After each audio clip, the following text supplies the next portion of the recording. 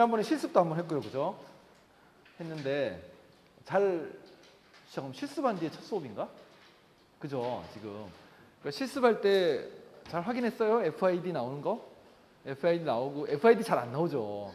그러니까 이게 지자기를 이용한 거라 가지고 주위에 여러 가지 이제 매그네틱 노이즈들이 들어오면은 그것 때문에 T2 스타가 짧아지죠. 그러니까 매그네틱 필드의 이노모지니어티가 커지기 때문에 그것 때문에 더 빨리 감쇄가 일어나 가지고 FID는 잘 측정이 안 되고요. 대신에 스핀 에코를 먹였더니 스핀 에코는 뜨는 걸 확인했죠. 그렇죠? 자, 어디부터 하는 게 좋을까? 뭐 이건 비슷한 개념이 또 나오니까 자, 우리가 이제 펄스 시퀀스라는 걸 했었는데요. 일단 제일 대표적인 그레디언트 에코 방식에 대해서 그때 했었습니다. 그죠?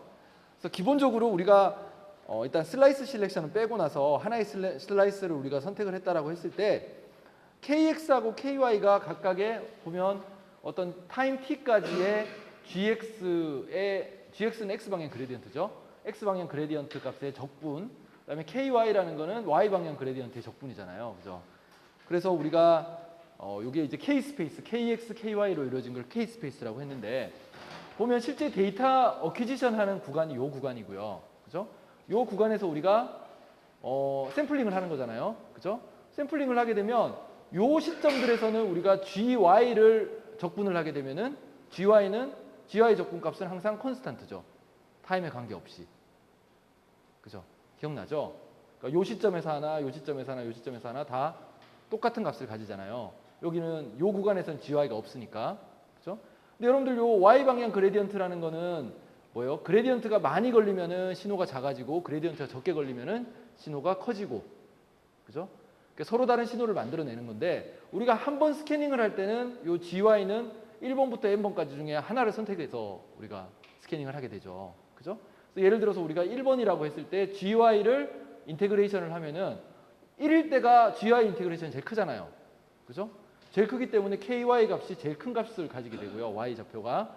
그 다음에 데이터 어퀴지션을 할 때 이 포인트부터 이렇게 옮겨가면서 하게 되는데 이 포인트일 때는 우리가 일단 마이너스로 돌려준 상태에서 시작을 하니까 인테그랄 한 값이 마이너스니까 이 마이너스에서 출발해가지고 이 타임 t가 점점 증가하게 되면은 이 선상에서 이렇게 하나하나 증가된 위치에서 측정된 값을 집어넣어주게 되죠. 기억나요? 그렇게 한 다음에 우리가 요거를 2번으로 돌리게 되면은 GY를 인테그레이션 한 값이 1번 인테그레이션 한 것보다 작아지잖아요. 그죠? 그래서 Y 값은 요 라인이 되고요. 마찬가지로 X 값은 요 지점부터 이렇게 샘플링을 해가면은 이렇게 쫙 차곡차곡 쌓여가지고 요 줄이 다 채워지게 되고요. 3번에 대해서 또 다 채우고 이렇게 해서 n번까지 다 채우게 되면은 여기 있는 K 스페이스라는 공간을 다 채우게 되죠. 그죠? 요 K 스페이스 공간의 값을 전부 다 채우게 되면 앞에서 본 것처럼 뭐요? K 스페이스라는 게 K 스페이스가 프리퀀시죠. 그죠? 주파수잖아요. 그러니까 주파수 도메인의 스펙트럼을 구한 게 되죠. 이 스펙트럼을 알고 있을 때 원래 신호를 복구를 하려면 어떻게 해야 돼요? 요거를 인버스 프리에 트랜스폼 해주면 되죠. 그래서 인버스 프리에 트랜스폼을 해주면 여기 있는 MXY를 구할 수가 있습니다. 그래서 X, Y에서 우리가 원하는 마그네타이제이션 값을 알아낼 수가 있죠. 그러니까 이런 방식으로 우리가 각각의 슬라이스들에 대해서 영상을 얻을 수가 있습니다. 이게 이제 MRI의 원리고요. 요거 이해했죠? 그렇죠? 그래서 마지막에 좀 약간 빠르게 설명을 했었는데 나중에 이거 비슷하게 조금 다른 펄스 시퀀스 또 공부를 하면서 또 K 스페이스에 막 이렇게 그려가면서 또 해볼 거니까 그렇죠? 그때 가서 다시 한번 더 보도록 합시다. 자, 일단은 우리가 그때 스킵을 한 게 하나가 있었는데요. 그 스킵한 게 뭐냐면은 요 슬라이스 실렉션을 스킵을 했습니다. 그죠? 근데 슬라이스 실렉션은 그 전에 이미 다 배웠잖아요. 그죠? 어떻게 하는 거예요? 우리가 예를 들면은 뭐 100MHz에서부터 뭐 105MHz까지 어떤 구간을 정해가지고 그죠? 그 구간 내에 있는 어떤 수소 원자 핵들만 우리가 익사이테이션이 되도록 하는 거죠. 기억나요? 그거 어떻게 해줘요? 우리가 그레디언트 필드를 G방향으로 걸어준 다음에 그죠? 그럼 각각의 이제 위치들마다 라모 프리퀀시가 달라지게 될 텐데 그죠? 그래서 100MHz에서부터 105MHz에 우리가 있는 해당되는 라모 프리퀀시를 가지고 있는 수소 원자 핵들을 익사이테이션 시키고 싶다라고 하면은 펄스를 100MHz에서 105MHz 그죠? 주파수 성분을 가지고 있는 펄스를 때리면 되죠. 그러니까 그런 펄스를 우리가 만들어 주려면은 주파수 도메인에서 이런 렉탱귤러 형태의 펄스를 만들어 주려면 타임 도메인에서는 뭘 만들어 줘야 돼요? 싱크를 만들어 줘야 되죠. 그렇죠? 그래서 싱크 함수로 모듈레이션이 되어 있는 펄스를 때려 주면은 우리가 특정한 주파수 밴드에 있는 수소 원자핵들만 익사이테이션 시켜서 눕힐 수가 있습니다. 그런 식으로 슬라이스 셀렉션 하잖아요. 내가 지금 무슨 말 하는지 다 알겠어요? 너무 오랜만에 와서. 기억나요? 그렇죠? 자, 그런데 보세요. 실제로 슬라이스 셀렉션을 할 때요. 우리가 사실은 계속해서 지방량으로 우리가 처음부터 끝까지 계속 지방량 그레디언트를 걸어줄 필요가 없습니다. 실제로. 그렇죠? 그렇지 않겠어요? 왜냐하면 우리가 사실은 펄스를 때려주는 기간 동안만 그레디언트를 걸어주면 됩니다. 지방량. 그죠? 그러니까 지금 현재 우리가 그레디언트 딱 걸려 있어요. 지방량으로 여기 사람 몸 키 방향으로, 그죠? 이렇게 걸려 있는데 이 상태에서 펄스 딱 때려주고 이미 눕혔는데 익사이테이션 시켰는데 그 뒤에도 그레디언트 계속 걸어줄 필요가 있어요, 없어요? 없잖아요. 이미 우리 선택적으로 눕혀놨잖아요. 선택적으로 눕혀놨는데 굳이 우리가 계속 이거를 때리고 있을 필요 없죠. 그래서 실제로 펄스를 때리는 시간 동안에만 지방량 그레디언트 걸어줍니다. 그죠? 요거는 이해되죠?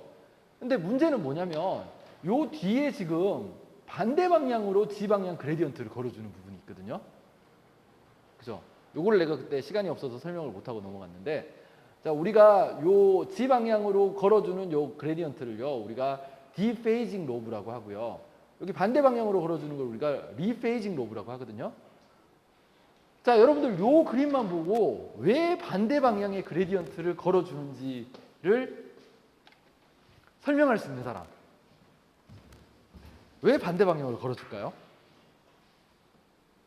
지방량은 슬라이스 셀렉션이에요. 그죠? 우리가 그때 내가 이거 그림 그리는 동안에 한번 생각을 해보세요. 여기 사람 머리가 있고 그 다음에 뭐 이렇게 발이 있고 이렇게 있는데, 그렇죠? 우리가 지방량으로 이게 지방량이죠, 그죠? 지방량으로 그레디언트 걸어준다는 거는 지방량 G축을 따라서 봤을 때 우리가 예를 들면 여기 머리 쪽 부분은 이제 매그네틱 필드가 크고, 그죠? 발 쪽은 매그네틱 필드가 작고, 머리 쪽 부분은 나무 프리퀀시가 커지고 발 쪽은 나무 프리퀀시 작죠. 그래서 예를 들면 우리가 요 위치가 뭐 100MHz고 요 위치가 예를 들어 105MHz라고 합시다. 그죠? 그러면 우리가 이렇게 그레디언트 걸려 있는 상태에서 100MHz에서 105MHz에 해당되는 프리퀀시, 이게 프리퀀시가 100MHz에서 105MHz에 해당되는 이런 펄스를 90도 방향으로 쏴주면은, 그러면 요 사이에 있는 애들만 눕겠죠. 전체를 다 때려줘도 얘들만 누울 거 아니에요. 이건 알겠죠? 그렇죠? 근데 이거는 이해가 되는데 왜 이걸 또 반대 방향으로 걸어주냐는 거죠. 반대 방향으로 걸어준다는 얘기 무슨 얘기냐면은, 얘를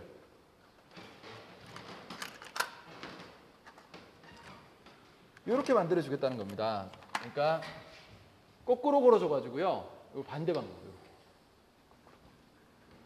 거꾸로 걸어줘서 거꾸로 걸어주는 동안에는 얘가 105가 되고요. 얘가 100이 돼요. 왜 그래야 될까요? 자, 30초 지났는데 설명할 수 있는 사람.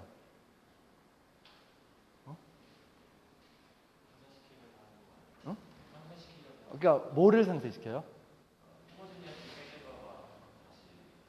호모지니어티. 뭐 좀 비슷하긴 해요. 근데 조금 더 명확하게 설명하면,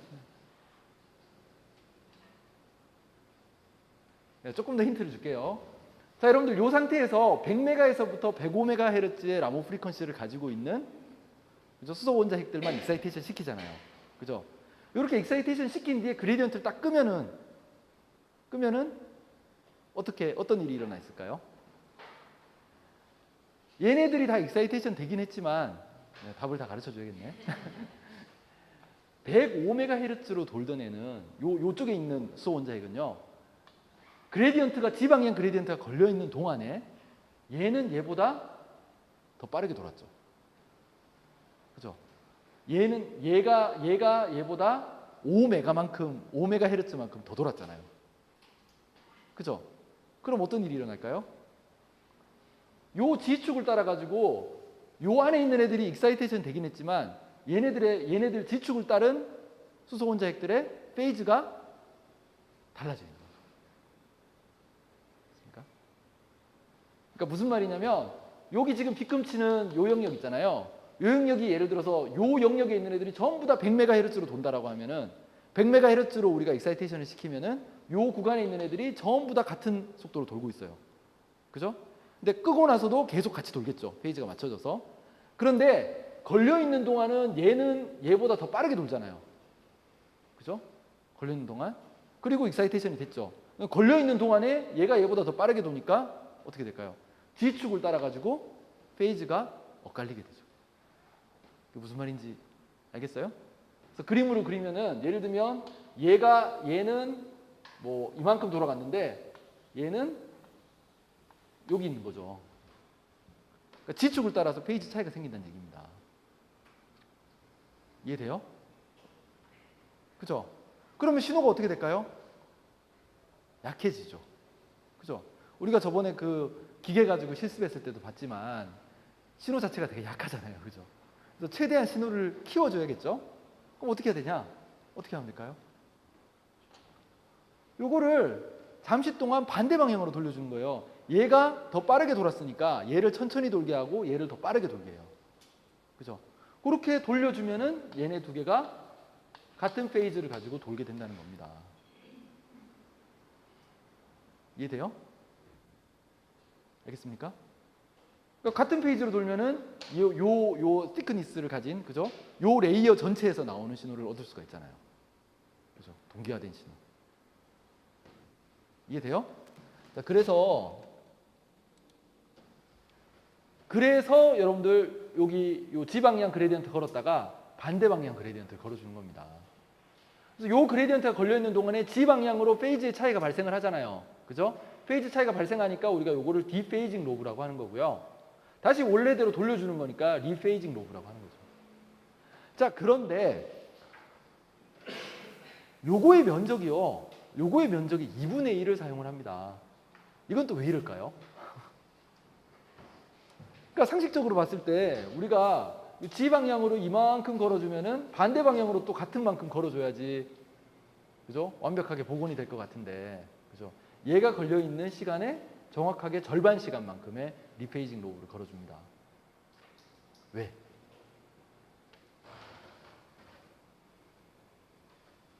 나도 이거 처음에는 왠지 몰라가지고 인터넷에 찾아봤어요. 찾아보니까 설명이 나오더라고요. 뭐냐면요. 이거 그냥 내가 뭐 여러분들이 짐작하기 쉽지 않으니까 내가 답을 알려줄게요. 뭐냐면 이 지금 90도 펄스라는 거를 가해주잖아요. 그죠? 근데 90도 펄스를 가해준다는 얘기는 뭐냐면은 사실은 여러분들 이게 뭐 어떻게 생각을 하면 되냐면요.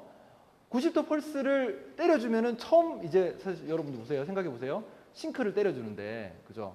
요 싱크가 완전히 다 지나가야 얘가 90도 돌죠. 눕죠. 그죠? 처음 때려주기 시작한 시점부터 눕는 게 아니죠. 무슨 말인지 알겠습니까? 때려주기 시작할 때부터 눕는 게 아니잖아요. 처음 펄스가 이제 들어가기 시작할 때부터 얘가 물론 흔들어주니까 이제 서서히 눕기 시작하지만 얘가 때려준다라고 해가지고 바로 팍 눕는 게 아니잖아요. 그죠? 처음 들어가는 시점부터. 그래서 평균적으로 봤을 때 요 90도 펄스가 사실은 다 때려져야지 얘가 90도로 눕거든요. 그죠? 다 때려져야지 눕는데 평균적으로 봤을 때는 요 펄스가 가해지는 센터 지점 있죠. 중간 지점. 그러니까 중간 지점이 됐을 때 누웠다라고 우리가 생각을 할 수 있다는 겁니다. 평균적으로. 그죠? 그래서 평균적으로 우리가 요 펄스의 가운데 지점일 때 완벽하게 누웠다라고 가정을 하기 때문에 우리가 요 가운데 지점부터 기준으로 해가지고 여기 걸려 있는 요 그레디언트, 그죠? 이 양의 반대 방향으로 같은 양만큼을 가해주면은 그러면 원상태로 복원이 됩니다. 그래서 이런 식으로 설명을 해요. 무슨 말인지 알겠습니까? 어차피 펄스가 다 들어가야지 눕는 거고 얘가 팍 눕는 게 아니라 처음에는 이제 아주 흔들리는 단계니까, 그죠? 처음에는 아주 천천히 하다가 나중에 이제 펄스가 다 지나가면 90도로 눕는 거잖아요. 그죠? 그래서 이게 평균적으로 봤을 때는 딱 가운데 시점, 펄스가 가해지는 가운데 시점에 평균적으로 누웠다. 90도로 누웠다라고 가정을 하면 됩니다. 그래서 요거의 반에 해당되는 만큼의 반대 방향 그레디언트를 걸어주면 페이즈가 원 상태로 복구가 됩니다. 그래서 이렇게 해주고 나면은 그러면 지금 요 슬라이스 있잖아요. 저희 두께를 가지고 있는 요 슬라이스 내에 있는 모든 프로톤들이 전부 다 지축 방향으로는 페이지의 차이가 없이 돌아가게 됩니다. 알겠죠? 알겠습니까? 그래서 이제부터는 사실은 요거는 이제 생각 안 해도 돼요. 그죠? 이 부분은 일단은 하나의 슬라이스를 다 선택을 한 겁니다. 그죠? 자, 그래서 오늘 사실 가장 중요한 내용은 이 부분입니다. 우리가 이미지에서의 어떤 컨트래스트를 얻는 방법인데요. 보통 MRI 영상에서 이미지 컨트래스트를 얻는 방법은 세 가지가 있습니다. 뭐가 있냐면요. PD 웨이티드 이미지가 있고요. T2 웨이티드 이미지, T1 웨이티드 이미지 이 세 가지가 있습니다. 그래서 PD 웨이티드 이미지라는 건 뭐냐면 PD가 프로톤 덴시티고요. 그렇죠? T2는 여러분들 잘 알고 있는 T2 릴렉세이션이고요. T1도 T1 릴렉세이션을 의미합니다. 그렇죠?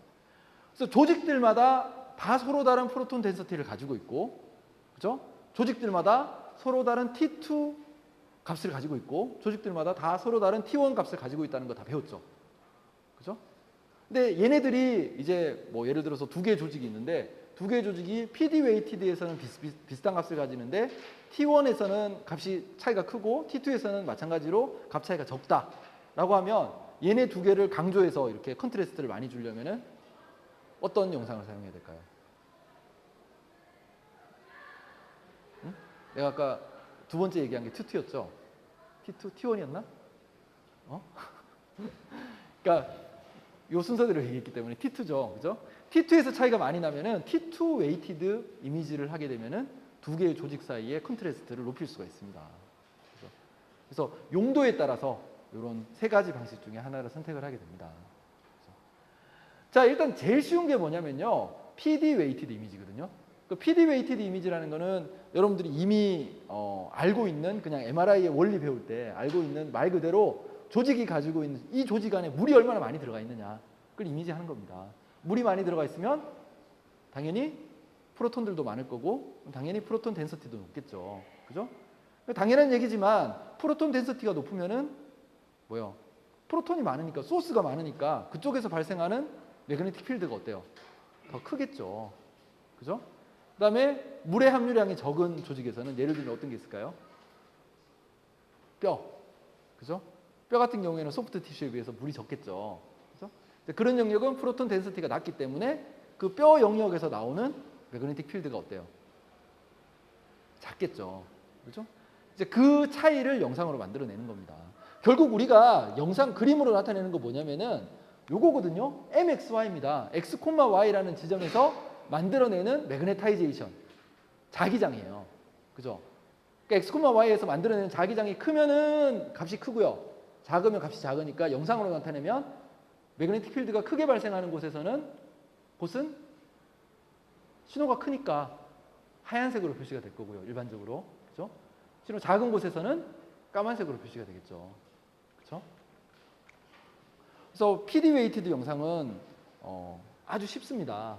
그래서 PD 웨이티드 영상 내가 여기 설명을 따로 할 것도 없어요, 사실은. 여기 뭐 이렇게 길게 적혀 있는데요. 길게 적혀 있는 거 여러분들이 그냥 읽어보면 되고요. 기본적으로 PD 웨이티드 이미지는요. 이거 여러분들이 배웠던 아까 앞에서 설명했던 그 그레디언트 에코 방식이거든요. 그죠? 이 그레디언트 에코 방식에서 일단 기본적으로 여기 보면은 여러분들 T하고 TR이라는 거 지난 시간에 내가 설명을 했죠. TE가 뭐였어요? 에코 타임. 그죠? 그러니까 사라진 신호를 다시 되살리는. 그죠? 처음에 이제 90도로 눕힌 다음에 다시 그 신호가 복구돼 가지고 나타나게 되는 데까지 걸리는 시간을 TE라고 했죠. TR은 뭐예요? 한 번 90도 펄스를 주고 그 다음 90도 펄스를 줄 때까지의 시간, 리피티션 타임이죠. 그죠? 그래서 T하고 TR을 조정하면은 사실 PD 웨이티드 이미지를 얻을 수도 있고요. T2 웨이티드 이미지를 얻을 수도 있고 T1 웨이티드 이미지를 얻을 수도 있습니다. PD 웨이티드 이미지는요. T를 짧게 주고 T를 길게 줘요. 그렇죠? 자, 일단 T를 짧게 주는 거는 왜 짧게 주느냐 하면요. 자, 여러분들 그 전에 그 실험할 때도 봤지만 그죠? 딱 걸어주고 FID가 되게 짧죠. 그죠? 아주 짧은 시간 동안에 신호가 다 사라져 버립니다. 주위에 있는 애들하고 인터랙션 때문에. 그러니까 실제로는 더 짧죠. 그 필드 이노모지니어티 때문에 T2 스타 감쇄를 하게 되잖아요. 그죠?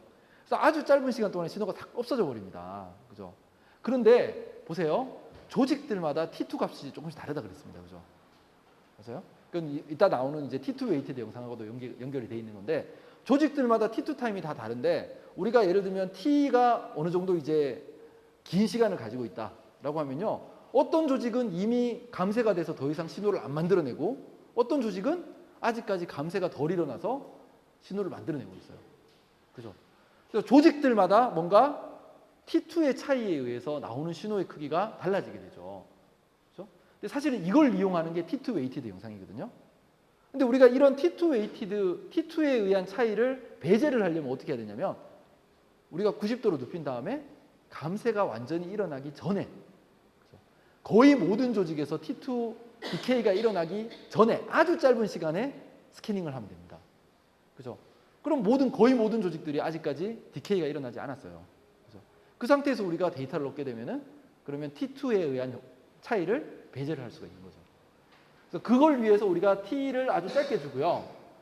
그 다음에 TR을 아주 길게 주는데요. 자, 이거는 사실 T1 웨이티드 영상하고 또 연결이 되어 있는 건데 나중에 뒤에 또 설명 나오니까 그때 그거 들으면 더 잘 이해가 될 겁니다. 자, TR이 달라지면 어떻게 되냐면요. TR이 예를 들어 짧으면은 예를 들어서 T1이라는 건 이제 원 상태로 복귀하는 데까지 걸리는 시간이라고 보면 되죠. 그죠? 근데 T1이 짧은 애들은 이미 원 상태로 복구가 됐습니다. 근데 T1이 긴 조직들은 아직까지 복구가 안 됐어요. 그죠? 자, 아직까지 복구가 안 된 상태에서 90도 펄스를 때려서 다시 눕히면요. 얘는 매그네타이제이션이 작습니다. 왜냐하면 벡터가 완전히 다 안 일어났는데 실제 G방향 성분이 원래 크기보다 훨씬 적은 상태에서 눕히기 때문에 그죠? XY 방향의 벡터 성분이 원래 이제 90도로 완전히 다 일어난 뒤에 눕힌 거하고 비교해가지고 더 작아져요. 그렇죠? 요거를 이용하는 게 T1 웨이티드 영상이거든요. 이 현상을. 근데 우리가 T1에 의한 영향도 배제를 해야지 순수하게 프로톤 덴서티 영상을 얻을 수가 있기 때문에 모든 조직에 있는 프로톤들이 다 원상태로 복구가 된 뒤에 충분한 시간 뒤에 다시 눕혀주면은 T1 차이에 의한 매그네타이제이션의 차이가 측정이 안 되는 거죠.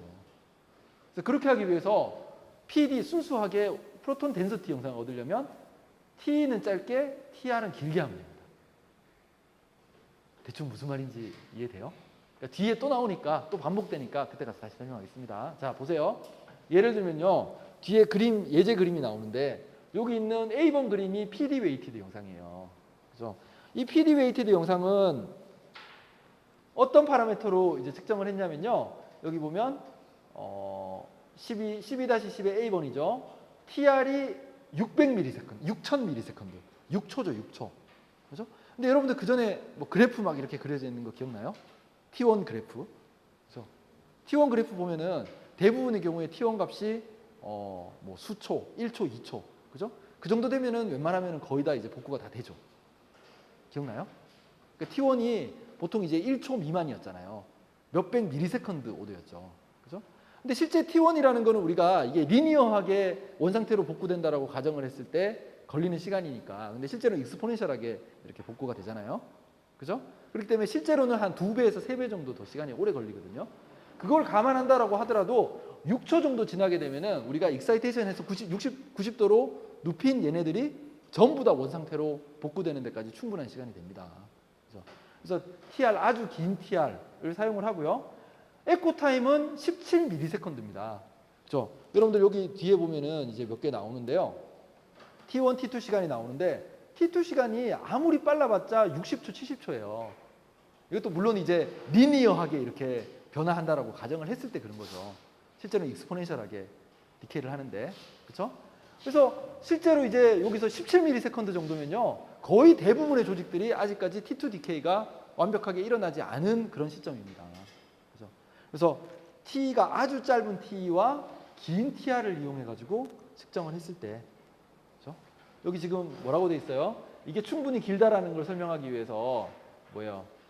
이게 TR 3500ms 이상을 사용하면은 실제 우리가 TR이라는 거는 스캐닝 한 번 하고 그 다음 스캐닝하고 그 다음 스캐닝하고 할 때까지 걸리는 시간이니까 스캐닝하는 시간이 너무 오래 걸리잖아요. 그죠? 그래서 요거를 줄이는 게 필요한데 그래서 3500ms 이상이 되면은 실제 프랙티컬하지 않다라는 얘기죠. 너무 오래 걸리기 때문에. 그죠? 네, 어쨌든 간에 이거 6000ms로 촬영을 한 건데 촬영을 해서 보면은 이제 이런 영상을 얻을 수가 있습니다. 자, 여러분들 요거 한번 자세히 보세요.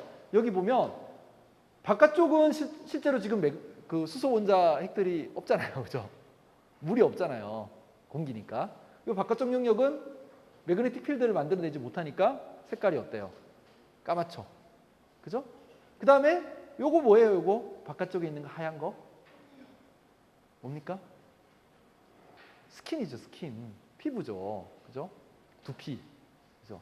그 두피는 당연히 소프트 티슈니까 물을 많이 함유하고 있잖아요. 그죠? 뭐 건성인 경우에는 좀 적겠지만 상대적으로. 자, 그래서 이쪽 영역은 이제 수소 원자들이 많이 포함되어 있으니까 프로톤 덴시티가 높아가지고 하얀색으로 나오죠. 이 안쪽 부분 요거 뭘까요? 까맣게 나온 거? 뭐예요? 스컬이죠, 스컬. 그죠? 두개골. 그죠? 두개골은 뼈니까 당연히 수분 함유량이 적을 거고 프로톤 덴시티가 낮을 거니까 까만색으로 나오는 거죠. 그죠? 이 안쪽 부분은 뭐예요?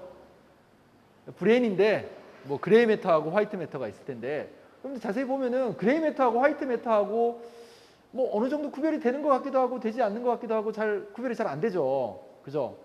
왜 그러냐면 여러분들 보세요. 여기 상대적인 PD 값을 봤을 때 프로톤 덴시티 값을 봤을 때 화이트 매터는 0.61이고 그레이 매터는 0.69입니다. 두 개가 거의 차이가 없죠. 프로톤 덴시티에. 그래서 실제로 영상을 찍어보면 여기처럼 구별이 되지 않습니다. 그렇죠? 자, 그런데 반면에 여러분들 요거는 이제 T2 웨이티드 영상이라는 걸 찍은 건데요. T2 웨이티드 영상에서는 이것도 사실 마찬가지로요. 화이트 매터하고 그레이 매터하고 사이에 T2 값의 차이가 크지 않죠. 그죠? 그래서 T2 웨이티드 영상에서도 화이트 매터하고 그레이 매터의 경계가 잘 안 보입니다. 여러분들 그레이 매터가 뭐고 화이트 매터 뭔지 알죠? 그레이 매터가 뭐예요? 브레인 뇌가 이렇게 주름이 져 있으면은 이 주름 져 있는 이 바깥쪽 면에서부터 두께 한 2에서 4mm 정도 두께를 가지고 있는 이렇게 회색으로 보이는 MRI상에서. 그죠?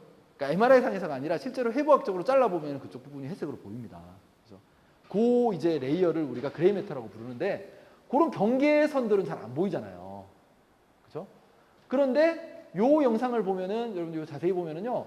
요거는 요렇게 이제 요 코티컬 폴딩 스트럭처가 있는데 거기에 바깥쪽을 따라 가지고 요런 이제 얇은 레이어가 보입니다. 그죠? 보여요? 이렇게 얇은 레이어가 보이죠? 이게 이제 T1 웨이티드 영상인데요. T1 웨이티드 영상에서는 자세히 보면은 화이트 매터하고 그레이 매터가 T1 값은 T2에 비해서 훨씬 더 차이가 많이 나죠. 그죠? 그래서 T1 웨이티드 영상을 찍으면은 화이트 매터와 그레이 매터 사이의 경계를 잘 추출할 수 있다는 얘기입니다. 그죠? 자, 그렇다면 이제 뭘 알아봐야 되냐면 T2 웨이티드 영상하고 T1 웨이티드 영상을 어떻게 얻을 수 있느냐? 내가 아까 이미 한번 설명을 했었는데요.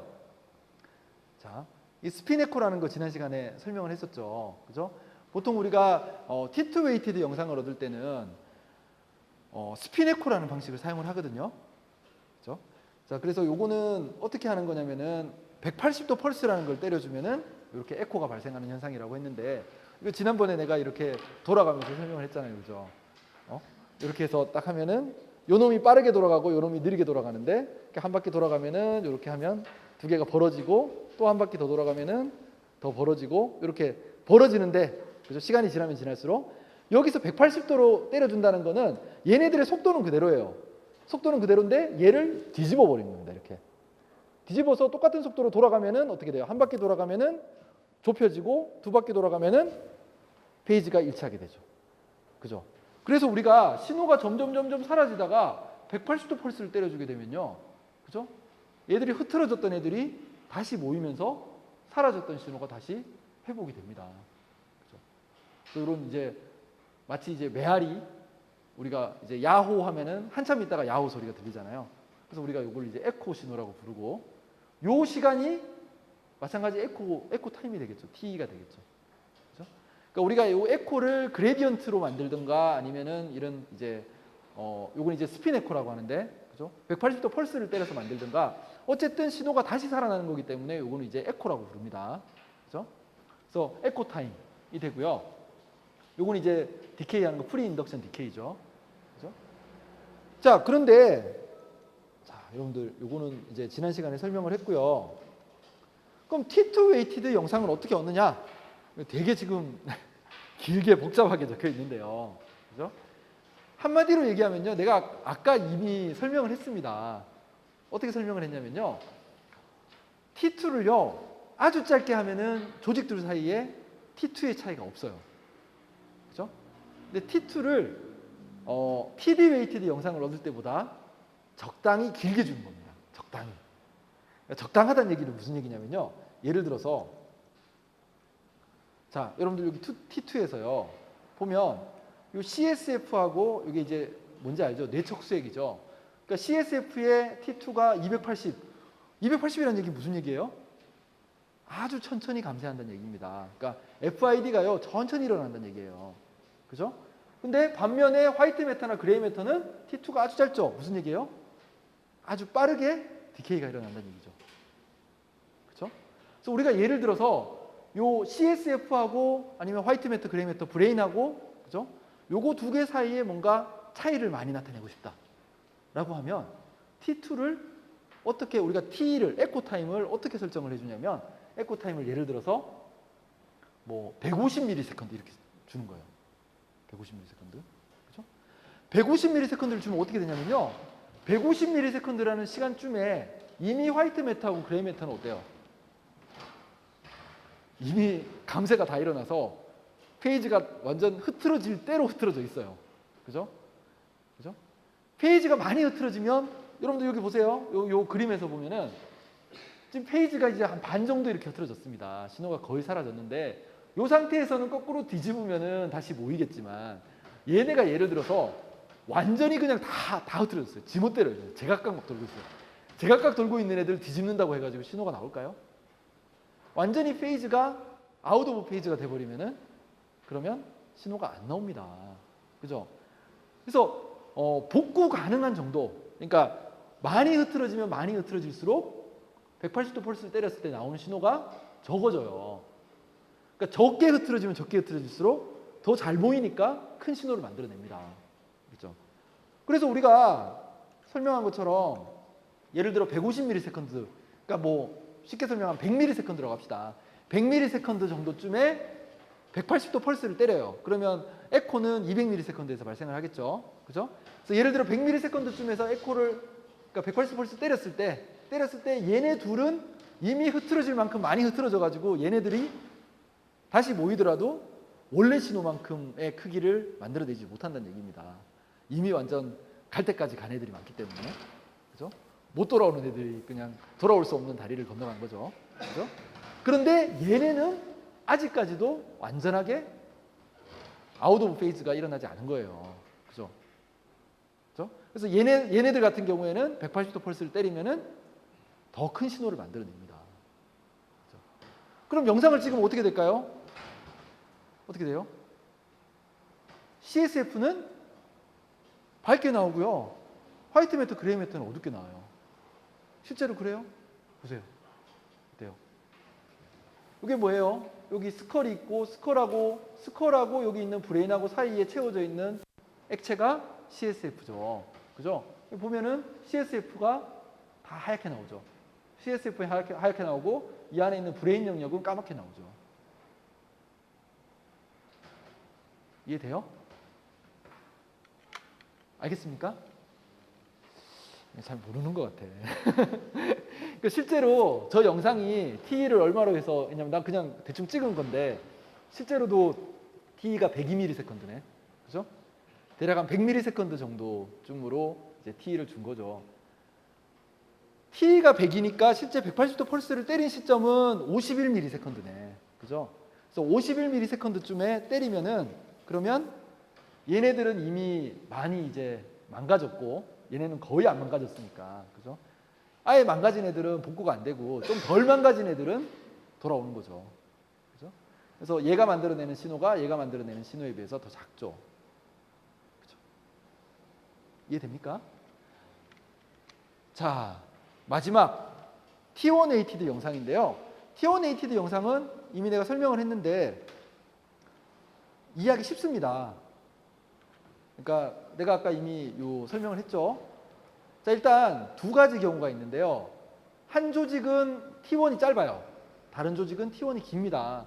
T1이 짧다는 얘기는 무슨 얘기예요? G 방향으로 복구되는 게 아주 빠르게 복구가 된다는 얘기죠. 누워있던 게 서는 데까지 걸리는 시간이 빠르다는 얘기죠. 그 다음에 얘는요, 아주 천천히 일어나는 거죠. 그죠?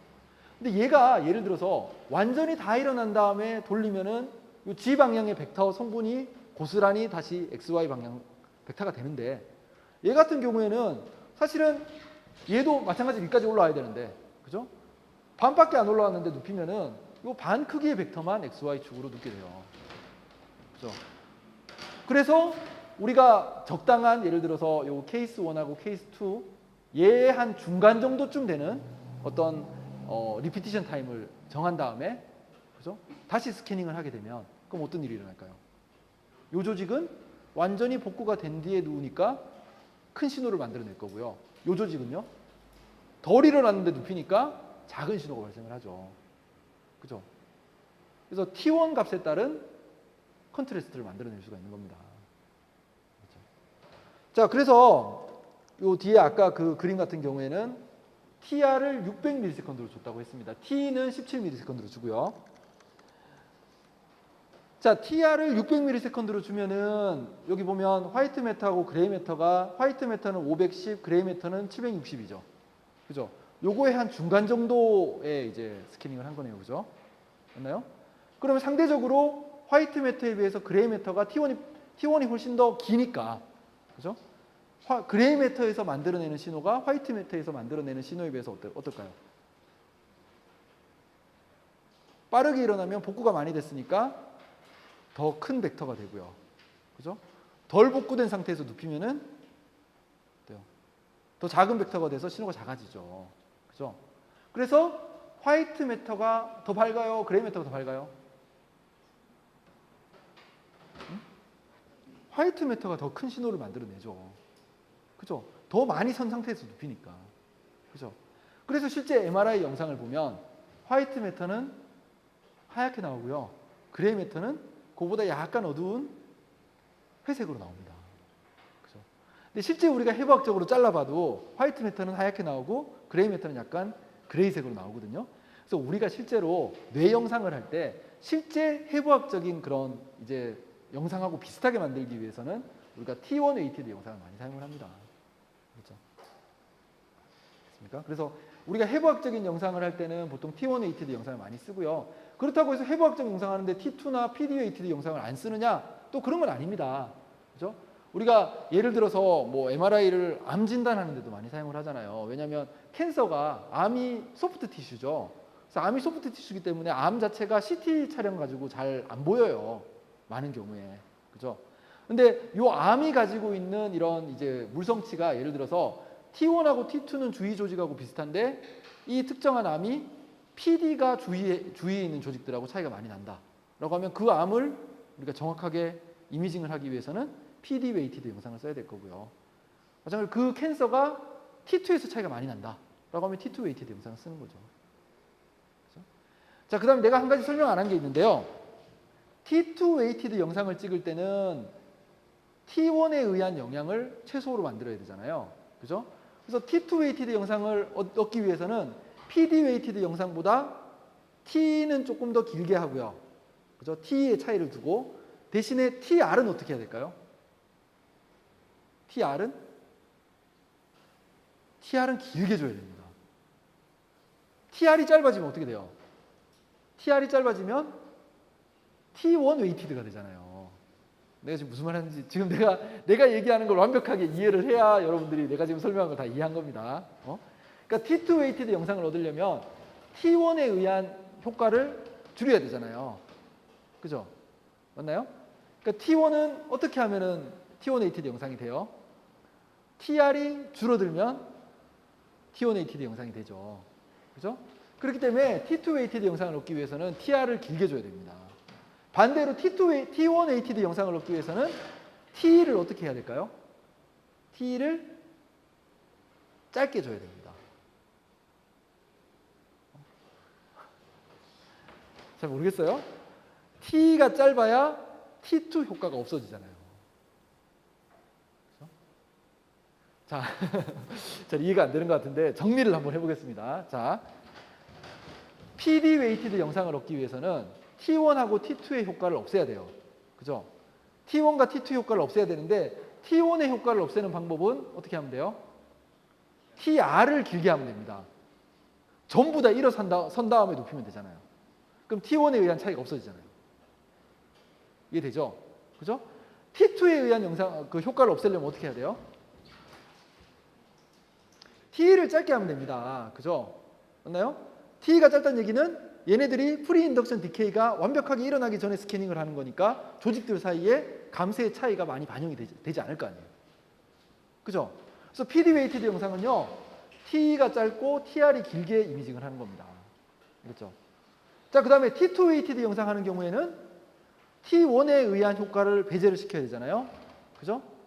그럼 T1 웨이티드, T2 웨이티드 영상을 하기 위해서는 일단 T가 짧으면은 T2에 의한 차이가 발생을 안 하니까. 그죠? 그 차이를 보기 위해서 T를 조금 더 길게 주고요. 적당하게 길게 주고 대신에 TR도 길게 줘야죠. TR을 길게 줘야 T1에 의한 효과가 없어질 거 아니에요. 순수하게 T2에 의한 차이만 볼 T1의 효과를 없애야 되니까 TR을 길게 하는 거죠. 이게 돼요? 세 번째로 T1 웨이티드 영상을 얻으려면 T2에 의한 효과를 없애야 되잖아요. T2 효과를 없애려면 어떻게 하면 돼요? T를 짧게 하면 되죠. 그죠? T를 짧게 하고 TR은 적당히 그죠? 적당한 길이로 적당히 그러니까 PD나 T2 웨이티드 영상보다는 짧게, 훨씬 짧게. 이해돼요? 그렇죠? 이런 식으로 설정을 해주면은 우리가 결국 핵심은 뭐냐면요. T1하고 그러니까 T1, T2, PD 웨이티드 영상은 뭘 조절해가지고 가능한 거예요? T하고 TR을 조정하면 가능한 겁니다. 그러니까 똑같은 MRI 시스템을 가지고, 그죠? 똑같은 펄스 시퀀스를 가지고, 그죠? 우리가 이미징을 한다고 하더라도 얘네들의 어떤 시간, 타이밍, 그죠? 펄스 시퀀스라고 한다고 그랬죠. 타이밍을 조절해가지고 이미지의 컨트래스트를 다르게 바꿔줄 수 있다는 얘기입니다. 알겠죠? 그래서 아까 내가 예를 들었을 때 우리가 예를 들어 화이트 매터하고 그레이 매터하고 사이에 어떤 컨트래스트를 높이고 싶다라고 하면은 얘네들 중간 정도쯤 되는 TR 값을 주면 되고요. 그죠? 반대로 우리가 예를 들어서 T1이 뭐 1000인 놈하고 1500인 거하고 두 개 사이의 컨트래스트 높이고 싶다. 그럼 그 중간쯤 되는 한 1300ms 정도의 TR 값을 주면 된다는 겁니다. 그죠? 이게 다양한 컨트래스트를 막 만들어낼 수가 있는 거죠. 알겠어요? 그래서 일반적으로 이제 병원 같은 데 가면요. 이런 거 이제 MRI는 보통 전담 인력들이 다 있거든요. 워낙 많이 찍는 기계이기 때문에. 그러니까 보통 이제 그 회사들마다, 그러니까 그 브랜드들마다 다 이런 식의 몇 가지 이런 프로토콜들을 다 안에다가 내장을 시켜놨어요. 그러니까 예를 들면은 그레이 매터하고 화이트 매터하고 사이에 컨트래스트를 높일 수 있는 그런 이제 프로토콜. 그러면 예를 들어서 그런 영상을 찍고 싶다라고 하면은 그 프로토콜을 실행을 시키면 되는 거예요. 그렇죠? 그러니까 예를 들어서 뭐 어떤 특정한 뇌에 발생하는 뭐 뇌 부종 같은 거를 진단하고 싶다라고 하면 일반적으로 뇌 부종을 진단하는 데 적합한 그런 T하고 TR이 들어가 있는 그런 프로토콜이 있어서 그걸 실행시키면 돼요. 그렇죠? 그러니까 이런 식으로 이미 경험에 의해서 다 찾아놨습니다. 그래서 오늘의 핵심 개념. 자, 여기 지금 뭐 글들이 많이 있는데요. 이 글들은 여러분들이 다 한번 읽어보세요. 내가 지금 설명한 것들이 그냥 다 설명되어 있는 겁니다. 그래서 오늘의 핵심 개념 뭐냐? TR과 T를 조절함으로써 영상의 컨트래스트를 변화시킬 수 있다는 게 오늘의 핵심입니다. 아시겠죠? 그래서 내가 지금 설명한 거 나중에 또 반복해서 비슷한 개념이 또 나올 거니까 그때 가서 또 한 번 더 설명을 할게요. 그래서 반복이 되게 중요해요. 이쪽 부분은 사실 나도 예전에 나는 MRI를 수업으로 들은 게 아니고요. 나는 MRI를 여기저기 이런 기초 강좌를 반복적으로 많이 들었어요. 한 5번, 6번 정도 들은 것 같아요. 처음에 2번 들을 때까지 나도 무슨 말인지 하나도 모르겠더라고요. 근데 한 3번, 4번 정도 들으니까 이제 무슨 말인지 알겠더라고요. 그러고 난 다음에 이제 여러분들한테 강의한다고 이제 내가 공부를 하니까 이제 그게 그 말이었구나라는 걸 알게 되겠더라고요. 그래서 한 번에 이해되는 게 오히려 이상한 겁니다. 그래서 여러분들이 여기서 듣고 그 다음에 직접 이걸 다 읽어보고 여러분 이해하려고 노력을 해야 그래야지 이해가 다 될 겁니다. 그래서 너무 지금 당장 이해가 안 된다고 실망하지 말고요. 비슷한 개념이 뒤에 또 나오니까 그때 가서 계속 반복적으로 보면은 그럼 이해가 더 잘 될 것 같아요. 자, 이제 여러분들 MRI의 원리 자체에 대해서는 설명을 다 했어요. 그러니까 어떤 식으로 이미지의 컨트라스트를 얻고, 그죠? 그다음에 뭐 이걸 눕혀가지고 뭐 어떻게 측정을 하고, X, Y 위치를 어떻게 잡고, 이런 것도 설명 다 했는데요. 자, 이제 실용적인 문제로 들어가게 되면은, 자, 여기 지금 제목 보면요, Acquisition Reconstruction Time이라고 나오죠. 근데 사실은 Reconstruction Time이라는 거는 별로 안 걸려요. 사실 뭐 FFT 쓰면 되잖아요, 그죠? 인버스 프레 트랜스폼 쓰면 되니까 별로 시간이 안 걸리고요. 어퀴지션 타임이 사실은 문제입니다.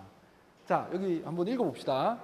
일단 클리니컬 프랙티스라고 했는데, 자, 일반적으로요, 보세요. 만약에 이게 이 이미지를 얻는데 수십 초가 걸린다라고 하면, 그러면 하이 퀄리티 이미지를 얻는다라고 하더라도 이게 이제 쓸모가 없을 수 있다는 거죠. 왜냐하면 일단 기본적으로 MRI 기계는 비싸죠. 그죠? 이 비싼 기계를 최대한 많이 돌려야 되는데, 이 기계를 써가지고 최대한 많은 환자들을 찍어야 되는데, 그죠? 지금도 이제 뭐 잘 나가는 그런 대학병원 같은 데 가면은 MRI 예약하면, 검사실 예약하면 시간 되게 많이 기다려야 되죠. 그죠? 그래서 가능하면 많은 환자들을 찍어야 수익이 나는 구조이기 때문에 일단 빨리 찍어야 됩니다. 그죠? 영상을. 그래서 이왕이면은 그 해상도의 이미지를 얻을 수 있으면 더 좋겠죠. 그죠? 그래서 어퀴지션 타임이라는 게 되게 중요하죠. 그 다음에 환자가 이제 그 안에 들어가서 찍는다라고 했을 때 시간이 너무 많이 걸리면 힘들죠. 그죠? 꼼짝도 안 하고 가만히 있어야 되는데. 그래서 그런 문제도 있고요. 자, 리컨스트럭션 타임은 내가 이미 얘기한 것처럼 빠릅니다. 이미 이제 프레 트랜스폼이 이제 칩에 이미 그 DSP 칩 안에 다 들어가 있기 때문에 아주 빠르게 계산이 가능합니다. 그래서 이거는 별 문제가 되지 않아요. 근데 어퀴지션 타임은 문제가 되거든요. 자, 어퀴지션 타임은 뭐에 의해서 결정이 되냐면요. 일단 몇 번 익사이테이션 하니, 익사이테이션이라는 게 뭐예요? 90도 펄스 가해가지고 눕히는 거예요. 그죠? 이걸 몇 번이나 하느냐. 그죠? 그 다음에 곱하기 뭐냐면은, 줄이 걸리네. 잠깐만요.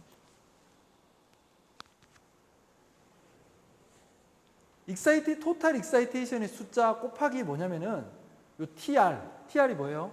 익사이테이션과 익사이테이션 사이의 시간이죠. 그죠? 당연한 얘기죠.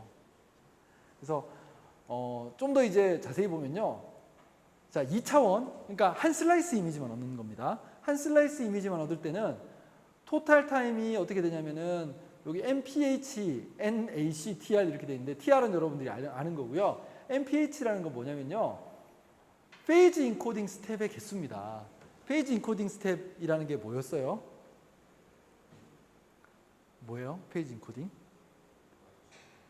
그레디언트 주는 거죠. Y 방향으로 그레디언트 주는데, 그레디언트의 사이즈를 다르게 주는 거죠. 그죠?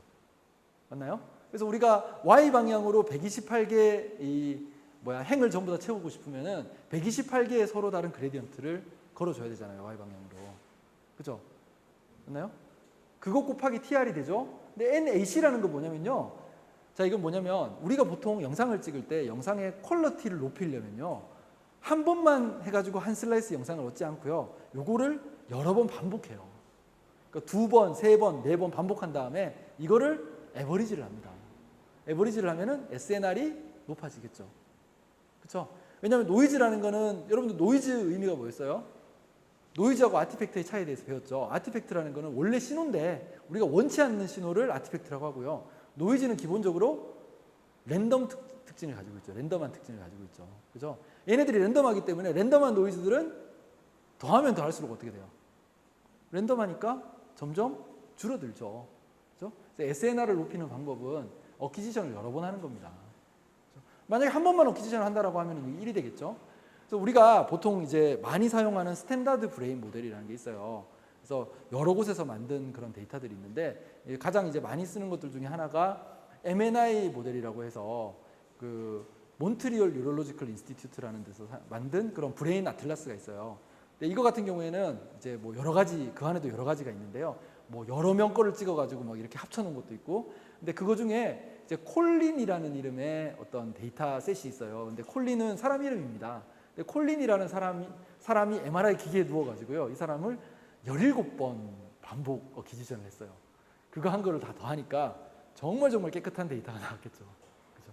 시간은 한참 오래 걸렸겠지만 이 사람이 그 안에 누워가지고 움직이지 않은 상태로 가만히 누워가지고 몇 시간 동안 누워 있었던 거죠. 그죠? 그렇게 해서 얻은 데이터를 스탠다드 브레인 모델로 많이 사용을 합니다.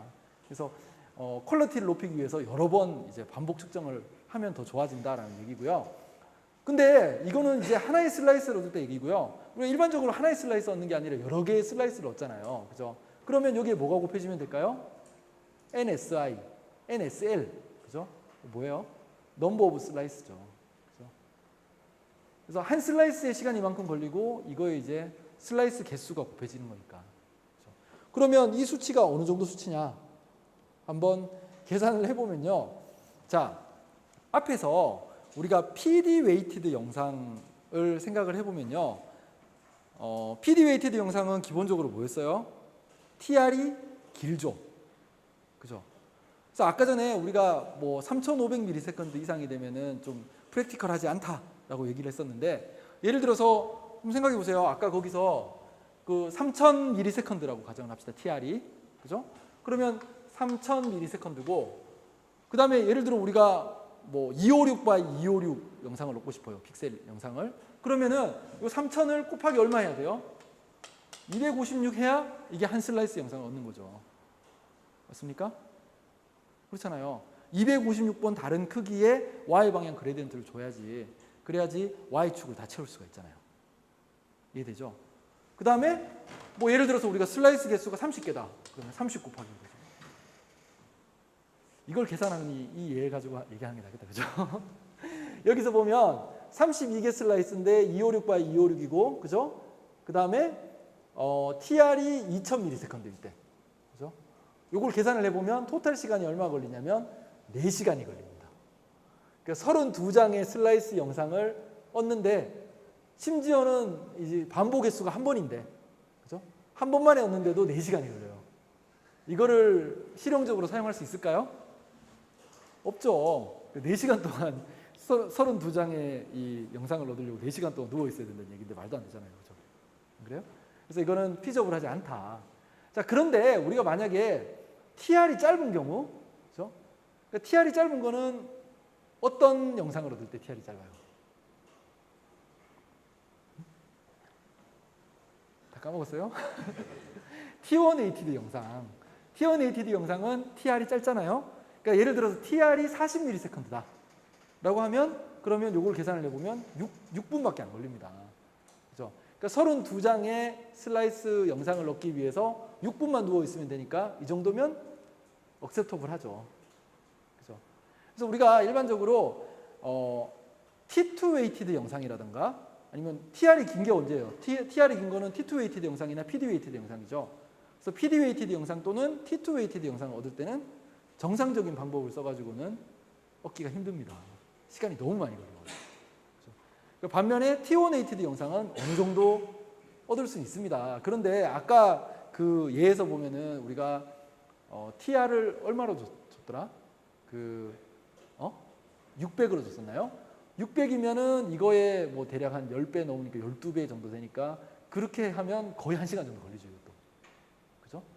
그래서 우리가 뭘 해야 되냐면 패스트 스캐닝 하는 방법을 개발을 해야 되겠다라는 거죠. 그죠? 그러니까 그 전에 봤던 거는 정말 이제 기본적인 영상을 얻는 방법들이고요. 그래서 패스트 이미징 시퀀스들이 개발이 되기 시작했습니다. 그죠? 자, 어퀴지션 타임 이퀘이션이 조금 달라졌는데요. 이건 뭐 나중에 다시 설명을 하도록 하고요. 예를 들어서 우리가 패스트 이미징 시퀀스는 되게 다양한 종류들이 있어요. 내가 알기로 수백 가지가 있다고 알려져 있습니다. 근데 MRI는 MRI 전에도 한번 설명했는데요. MRI 자체는 특허가 없습니다. 이미 소멸이 다 됐습니다. 그죠? MRI는 아무나 만들어서 팔아도 돼요. 근데 MRI에서 뭔가 자기들만의 기술력이라고 주장하는 건 뭐냐면 패스트 이미징 시퀀스입니다. 그죠? 그래서 예를 들면 GE가 가지고 있는 패스트 이미징 시퀀스가 따로 있고요. 지멘스가 가지고 있는 게 따로 있고 필립스가 가지고 있는 게 따로 있어요. 그죠?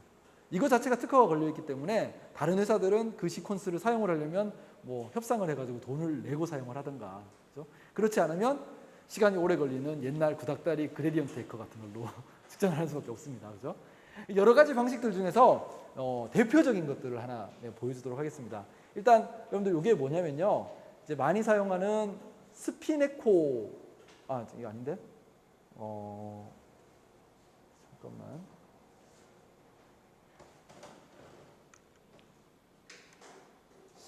이거 아니구나. 이거는 이름이 여기 따로 적혀 있진 않는데요. 이건 뭐냐면 스피네코 시퀀스에서 스피네코 뭔지 알죠? 그죠? 그러니까 T2 영상을 얻을 때 사용하는 스피네코 시퀀스에서 속도를 빠르게 하는 방법입니다. 그죠? 그래서 요거를 여러분들 좀 사실 좀 이해하기가 쉽진 않은데 잘 한번 쳐다보세요. 여기 보면요. 90도 펄스를 한번 때려주고 여러 장의 슬라이스를 넣는 겁니다. 기본적인 방식은요. 그죠? 그래서 원래 여러분들 스피네코 방식 같은 경우에는 T2 영상을 넣기 위해서 사용을 하는 거니까 T가 조금 길고 TR은 길죠. 아주 길죠. 그렇죠? 그런 건데 보통은 여러분들 보세요. 90도 펄스 걸어주고 슬라이스 이거는 생각하지 마세요. 일단 생각하지 말고요. 90도 펄스를 때려준 다음에 일단 180도 펄스를 때려주면은 에코가 발생을 하고, 그죠? 이런 에코가 발생을 하고 이 에코에서 ADC가 이제 AD 컨버터입니다. 그죠? 데이터 어퀴지션을 하는 거죠. 맞습니까? 자, 그래서 여러분들 여기 보면 요게 사실은 그 전에 배웠던 사실은 스피네코 사실 뭐 좀 더 이제 복잡하게 돼 있는데 개념적으로만 보면 요게 어떤 하나의 스피네코 시퀀스고 그 다음에 이제 TR 한참 지난 뒤에 어떻게 해요? 다시 90도 펄스 때려가지고 똑같은 걸 또 하죠. 그죠? 맞습니까? 자, 그런데 여기서 차이점이 뭐냐면요. 요겁니다. 요거는 뭐냐면요. 여러분들 요거 지금 여기 보여져 있는 거 요거 표시되어 있는 거 있죠? 이게 뭘까요? 이게 Y 방향 그레디언트거든요. 그러니까 페이즈 인코딩입니다. 그러니까 Y 방향 그레디언트인데 원래는요. Y 방향 그레디언트 한 번 스캔할 때 Y 방향 그레디언트를 하나로 딱 고정을 시켜 놓고요. 그 다음에 어떻게 해요? 그 다음에 스캐닝을 할 때 요거보다 약간 작은 크기의 Y 방향 그레디언트 걸어주죠. 그죠? 근데 그거를 어떤 식으로 하냐면요. 여기 있는 요 페이즈라고 돼 있는 부분을요. 자, 보세요. 여기서 예를 들어 올려요. 그죠? Y 방향으로 이만큼 올립니다. 그런 다음에 반대 방향으로 내려요. 그럼 Y 방향의 그레디언트가 어떻게 돼요? Y 방향의 그레디언트를 예를 들면은 뭐 플러스 10을 걸어줬다가, 그죠? 스캐닝이 끝나고 난 뒤에 마이너스 10을 걸어줘요. 그럼 Y 방향으로 얘네들의 페이즈 차이가 없어지죠. 무슨 말인지 이해돼요? 이해 잘 안 되는 것 같은데. 자, 그 전 슬라이드를 한번 봅시다. 그 전 슬라이드에서요.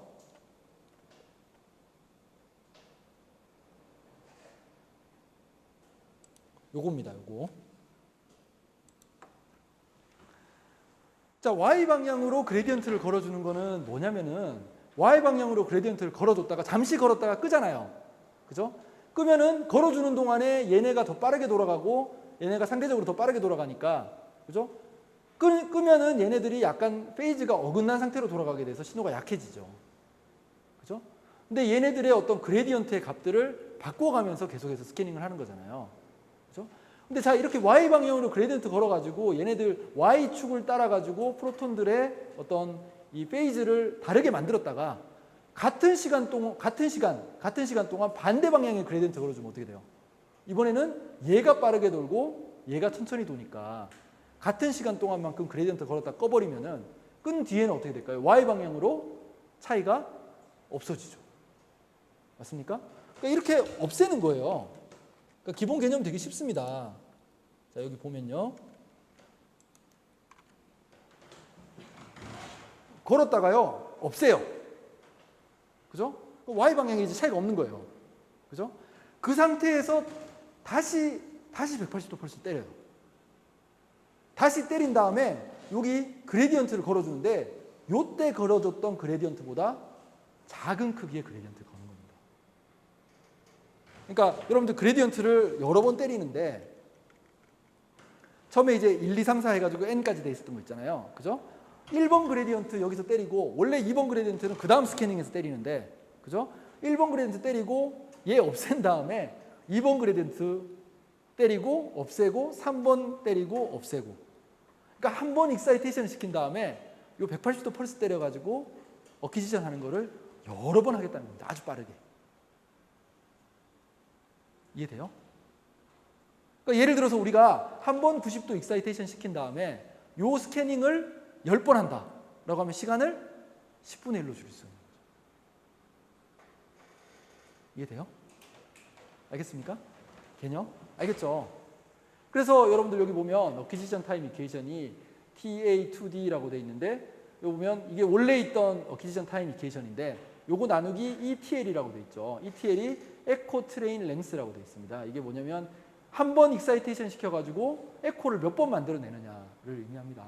10번 만들어내면 10분의 1로 시간이 줄어들게 되는 거죠. 이해돼요? 알겠습니까? 그래서 요건 무슨 얘기예요? K-스페이스를 N개의 세그먼트로 나눈다는 얘기는 K-스페이스를 우리가 채워줄 때 K-스페이스 상에서 한 줄 한 줄 한 줄 채워주던 거를 이걸 한 번 스캐닝 해가지고 여러 줄씩 한 번에 이렇게 채운다. 알겠죠? 그러니까 요런 이제 스캐닝 테크닉이 있고요. 다만 그렇게 되면은 여러분들 당연한 얘기지만은 이게 그레디언트에 여기는 제일 크게 걸어줬고 여기는 작게 걸어주고 이런 식으로 하니까 크게 걸어줄 때는 신호가 작게 측정이 될 거고요. 그죠? 작게 걸어줄 때는 신호가 점점 커지게 되겠죠. 그죠? 그래서 그레디언트 안 걸리게 되면은 신호가 맥시마이즈 되고요. 근데 여러분들 이거 궁금한 거 좀 있지 않아요? 예를 들면 요 신호 자체도요. 시간이 지나면 점점 감쇄가 일어나겠죠. 뭐 때문에? T1 때문에. 그죠? 시간이 지나면 T1 때문에 요 신호 크기 자체가 여기서 측정한 거하고 여기서 측정한 거 그냥 똑같은 우리가 요 그레디언트 걸어줬다고 하더라도 얘네들의 크기가 점점 줄어들겠죠. 안 그래요? 근데 이건 어떻게 하면 될까요? 실험적으로 보정하면 되죠. 그죠? 그러니까 우리가 팬텀 같은 거 놔두고요. 실험적으로 얘네들의 크기가 얼마나 똑같은 그레디언트 계속 걸어주고 똑같은 그레디언트 걸어주면서 얘네들의 신호가 어떻게 달라지는지 그 데이터만 있으면은 그 데이터에서 얻은 그 팩터만큼을 곱해가지고 보정해주면 되잖아요. 그죠? 그리고 보정하니까 이거 자체는 큰 문제가 되지 않습니다. 이해돼요? 알겠습니까? 그래서 예를 들어서 우리가 T2 웨이티드 이미징을 한다라고 했을 때 이미지 사이즈가 256x256이고 그 다음에 TR이 2500ms 우리가 T2 웨이티드니까 TR이 길죠. 그죠? 그래서 예를 들어서 4세그먼트다. 그러니까 한 번 익사이테이션 시켜가지고 4번 찍는 거예요. 그러면 총 걸리는 시간은 이게 4로 나눠주게 되니까 토탈 한 슬라이스를 얻는데 걸리는 시간이 160세컨드 정도밖에 안 된다는 거죠. 그러니까 3분 이하로 줄일 수가 있는 거죠. 이해돼요? 자, 그 다음에 이것도 정말 많이 사용하는 이제 시퀀스 중에 하나인데요. 이거는 이제 이름이 여기 따로 나와 있는데 에코 플래너 이미징이라고 합니다. 그렇죠? 그래서 에코 플래너 이미징이라는 거는 여기 뭐라고 돼 있어요? Fastest Sequence Available Today입니다. 그래서 지금까지 알려진 것 중에서 가장 빠른 시퀀스예요. 그렇죠? 그래서 이거는 그레디언트 에코 시퀀스고요. 180도 펄스 안 쓰는 거고요. 그렇죠? 그 다음에 다만 이게 맥시멈 이미지 사이즈가 제한이 있어요. 그러니까 에코 플래너 이미지로 찍으면요. 맥시멈 이미지 사이즈가 128x 128까지밖에 얻을 수가 없습니다. 그렇죠? 제한이 있긴 한데 자, 이건 일단 하이 퍼포먼스 스캐너가 필요하고요. 그죠? 그 다음에 fMRI 하는데 많이 사용을 한다고 적혀 있죠. 그죠? 그래서 이거 원리 보면요. 참 사람들 참 머리 좋다라는 생각을 또 한 번 더 하게 됩니다. 자, 보면 한번 보세요. 원리 되게 간단해요. 익사이테이션 시킵니다. 그죠? 시킨 다음에 요거는 뭐냐면 이건 그냥 G방향 슬라이스 실렉션이니까 이거는 무시하고요. 생각하지 말고 익사이테이션 시킨 다음에 Y방향 그레디언트를 뭐부터 걸어줘요? 그러니까 마이너스 최소값의 Y방향 그레디언트를 먼저 걸어줍니다. 그죠? 이렇게 걸어준 상태에서 그 다음에 사실 여러분들 요거 빼고 보세요. 요거 빼고 요 뒤에 거 빼세요. 보지 말고요. 그러면은 우리가 K-스페이스를 한번 그려보면요. 시간이 지금 5분밖에 안 남았는데 자, K-스페이스에서 요게 KX고 요게 KY입니다. 그죠? 그러면 처음 여러분들 여기서 스캐닝을 하는데 여기 이거 기억나죠? 요거 이제 디페이징하고 리페이징 시켜주잖아요. 요거를 하면서 우리가 여기서 쭉 이제 샘플링을 하는 거죠. 그죠? 요거 샘플링을 하면서 우리가 측정을 하는데 이렇게 신호가 발생을 하잖아요. 그러니까 Y 방향으로 제일 아래쪽이니까 우리가 K-스페이스 상에서 어떤 점이 될까요? 제일 처음에 샘플링하는 점이 여기가 되겠죠. 맞습니까? 그러니까 요 라인을 따라서 그러니까 사실은 여기까지만 보면은 우리가 그 전에 배웠던 거하고 다른 게 없습니다. 그러니까 여기까지 여기까지 딱 자르면요. 우리가 그 전에 배웠던 그냥 일반 그레디언트 에코하고 똑같아요. 그죠? 다만 우리가 그 전에 배웠을 때는 이게 플러스 맥시멈에서부터 시작해가지고 점점 깎아내렸는데 이번에는 마이너스 맥시멈에서 시작해가지고 점점 올라간다고 생각하면 되죠. 그러면 차이점은 뭐냐면은 K스페이스 채울 때 여기서부터 시작해서 이렇게 채우고 이렇게 채우고 이렇게 채우고 해서 저 위까지 채우는 게 되잖아요. 맞아요? 자, 그런데 여기서 어떤 트릭을 사용을 하냐면요. 잘 보세요. Y방향 그레디언트를 주는데 자, 마이너스 맥시멈, 그러니까 미니멈이죠. 미니멈 그레디언트부터 시작해가지고 여기서 아주 짧은 시간 동안에 플러스 그레디언트를 가해줍니다. Y방향에 아주 조금 플러스 그레디언트를 가해주면은 어떤 일이 일어날까요? 자, 여러분들 아까 전에 봤던 요 그림에서 자, 이렇게 그레디언트를 많이 줬다가요. 그죠? 아주 짧은 시간 동안에 요거하고 반대 방향의 그레디언트를 아주 짧은 시간에 딱 걸어줘요. 그죠? 그럼 끕니다. 그럼 그게 걸려있는 그 짧은 시간 동안에는 원래 얘가 더 빠르게 돌았다라고 하면은 그 짧은 시간 동안은 얘가 빠르게 돌고 얘가 느리게 돌죠. 그죠? 그러면 전체적으로 Y축을 따라서 페이지의 차이가 어떻게 될까요? 페이지 차이가 줄어들죠. 얘가 빠르게 돌고 얘가 천천히 도니까.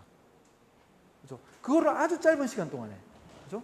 그 시간은 얼마냐 하면 이거를 K스페이스를 우리가 128등분으로 나눴다고 했을 때 요거 한 칸 올라갈 만큼. 딱 거기에 해당되는 만큼의 반대 방향 그레디언트 걸어주는 겁니다. 그래서 원리를 이해를 하면은 되게 간단합니다. 보세요. 반대 방향으로 살짝 걸어줘요. 살짝 걸어준 다음에 여러분들 자세히 보면요. 이거 알죠? 여기 어퀴지션을 할 때 디페이징을 시켜주잖아요. 디페이지를 시켜줬다가 다시 이제 반대 방향 그레디언트를 X 방향으로 걸어주면은 얘네들이 흐트러졌던 애들이 다시 모이면서 에코를 만들어주잖아요. 그죠? 그래서 정확하게 이 그레디언트의 중간까지 왔을 때 어떻게 돼요? 맥시멈이 되죠. 다시 원래로 회복이 되잖아요. 그랬다가 더 지나가죠. 더 지나가면 어떻게 돼요? 신호 크기가 오히려 반대 방향이 돼가지고 줄어들죠. 그죠? 줄어들었다가 여기서 또 다시 바꿔요. 그러면 뭔 얘기냐면 앞에서 스캐닝을 할 때 반에 해당되는 부분, 요 부분이 디페이징이 되는 거고요. 다시 여기서 리페이징을 시켜주는 겁니다. 거꾸로. 그랬다가 다시 디페이징 시켜주고 리페이징, 리페이징을 반복하는 겁니다.